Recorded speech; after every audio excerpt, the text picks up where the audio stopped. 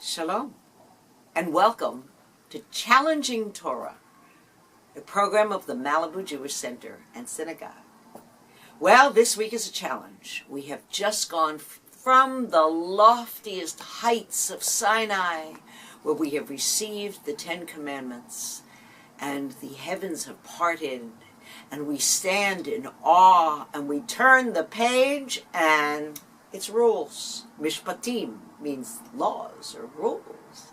And suddenly we see, if you have a Hebrew slave and they don't want to leave, and you put a hole in their ear, and this is how you would treat the woman if you leave her outside of your household, what just happened to Revelation at Sinai?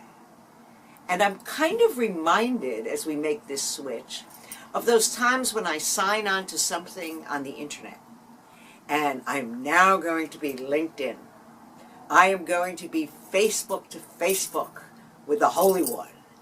And I click yes, and I click continue, and then there's about 5 pages of very small print of rules, and the little box that says, click if you agree.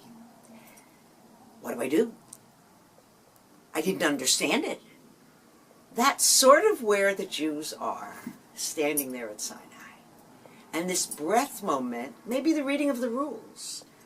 I had this vision of them all like waking up in the morning going, did that all really happen? Am I hearing, but there's a book with rules in front of me, or I'm hearing Moses' voice. Do I click agree? That's the challenge of this Torah portion. We click anyway, with the faith that it will be revealed. These rules, lists and lists of them. What do we do about lost objects? What do we do about an ox who falls? What if it's our neighbors? What if it's our enemies? What do we do about capital punishment? What do we do about a robber who enters in broad daylight, or one who enters in the nighttime? What do we do about business fraud? These were part of the rules. Before we clicked agree, we kind of knew those rules were there, but we didn't know what to do. And then the Torah returns to its most sublime place. And in one of the loftiest moments, in chapter 24 of the book of Exodus, it says, and then God said to Moses, come up to the Lord.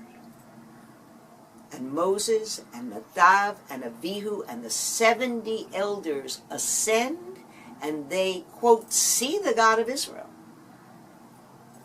sitting on a throne, at his feet the likeness of a pavement of sapphire.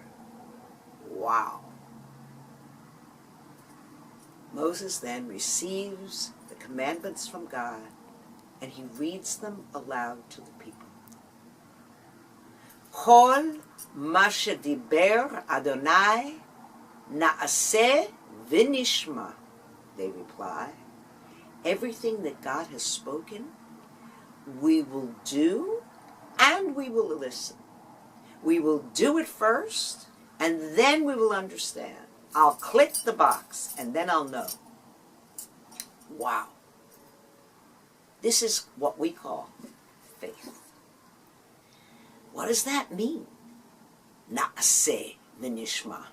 There's a wonderful midrash in Talmud, actually, that 600,000 Jews stood there, and 600,000 angels come down with 2 little crowns, like those little Torah crowns, and they put them on the head of each Jew, each Israelite standing there, and they say, this one is for doing, and this one is for hearing. And God says to the angels, wow, man, you gave them the secret, that they have to do what you do. First do it, then understand. I'm impressed. It was great until a few Torah portions later we hear the rest of the story, which we know that the golden calf did not go well, and the crowns were removed. Such is the story of the Jewish people. But still we struggle.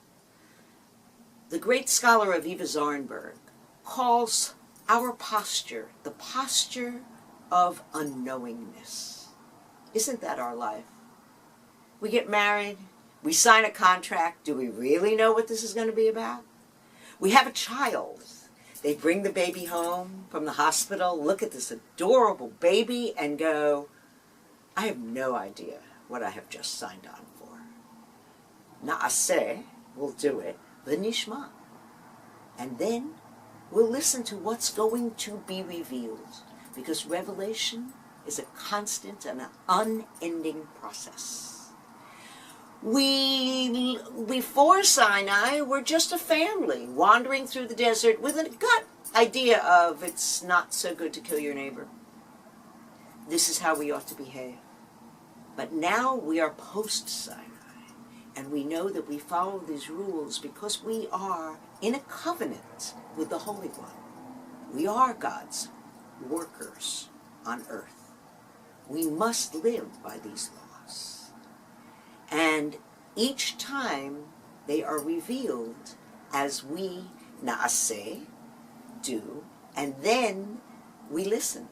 And we listen to what we see. We look back and go, where was God in this story? Aha, now I understand it. Maybe this was the revealed in the law. The hidden is what we learn to listen to afterwards as we see it revealed. How do we know? We continue to turn this Torah scroll over and over again, and with each breath of Torah, something is revealed about ourselves and the world and our relationship to God. The Torah is God's plaything. Come and play with us this Shabbat, Malibu Jewish Center and Synagogue, as we explore the rules of Mishpatim. Shabbat Shalom.